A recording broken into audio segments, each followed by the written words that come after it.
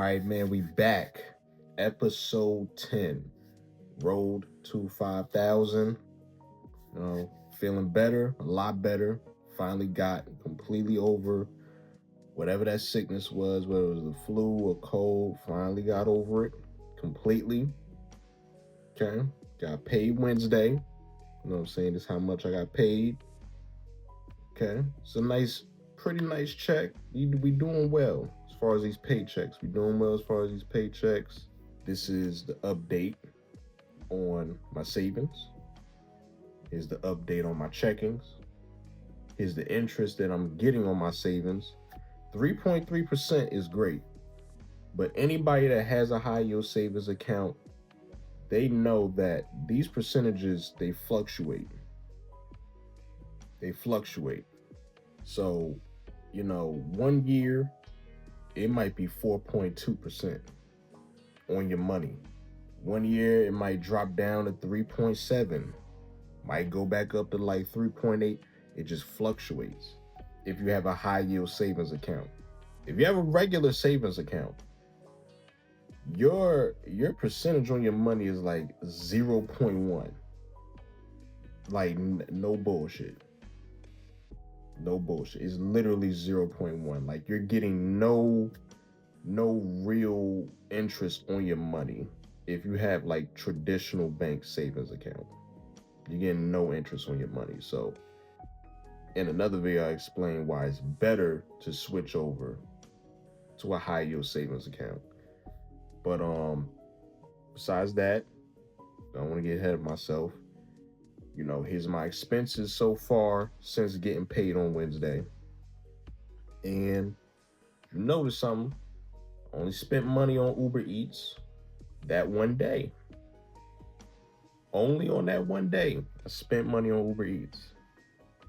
Now, yesterday and today, no Uber Eats. I did buy Papa John's, which is not a healthy choice, not a healthy decision. But I did get me some Papa John's. You know what I'm saying? I did it's like the $6.99 pairings. So I got 3 things for $6.99 each. Got me a nice little pie with the Philly cheesesteak pieces on it. Pause if needed. What else did I get? Got the cheese sticks. And I got some wings. Big back behavior, I know. But I didn't eat everything at that one time. I tried to stretch it for these 2 days, you know what I'm saying? I wasn't about to eat all that at that one time. Healthier decisions are coming. Healthier food decisions on the way. I won't be doing that again. But yeah, it's really been my expenses. Had to get a haircut today if I showed up on video. I had to get a haircut. Doing better with that. I'm doing weekly haircuts. Weekly haircuts from here on out. We switching things up 2026. Getting weekly haircuts. We gotta stay clean. And I'm bald.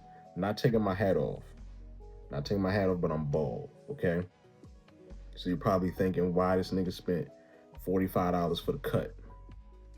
Because he has to get my beard and I gotta get my bald head. So it's really, I pay extra, especially because it's my cousin. Shout out to my cousin. You know what I'm saying? He cuts me. You know what I'm saying? Shout out to Landon. He cuts me. So I pay extra. That's family right there. Gotta show love. But as a black man, that needs to be in your budget. You need to have a haircut budget. You gotta stay clean out here. 2026, that's the main thing of just staying clean out here. You need a haircut budget. You're a single man. You running around here. You need a condom budget. That's if you really out here doing your thing, you need a condom budget, my brother. You need to get tested often. If you really out here, you better be getting tested often. You need condoms. You feel me? You need to create a little budget for that. Me personally, I tell you to sit your ass down and chill out. But if you feel like you really need to be out here dibbling and dabbling with the chicks or whatever you like, you need to create a budget for that. Immediately. As a grown man, you should have some money put aside for that. Okay, it's much cheaper to buy, let's say, how much is a 3 pack of condoms? $8, $9, maybe 10. You can buy the 10 pack of condoms, or you could drop $35 to $50 on that morning after pill, or worse. Worse. Now, I'm not talking about pregnancy. I'm talking about you start itching. This ain't never happened to me. Never. Ain't caught nothing, thank God. But there's some people out there. The medication costs money, brother. Even if it's something that don't stick around forever, it's gonna cost you some money. So the smart investment is wrap your little wee up. Wrap your little wee up. Please, that's what I advise you to do. Get you some condoms. You know what I'm saying?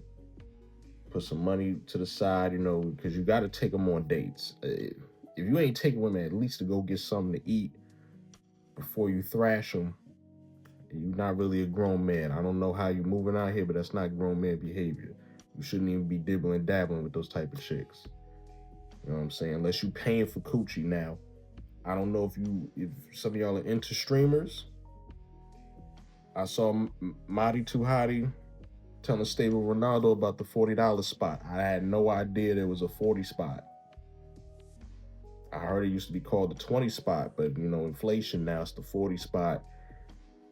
You paying 40 to get the cheeks. That's crazy work, but it's good for the economy if this is a real thing. But you need to be going in there with some condoms. You don't raw dog the 40 spot chicks. That's crazy work. But that's good to get your little rocks off. You pay for it. Not my cup of tea, but for some of y'all, you just can't help yourself.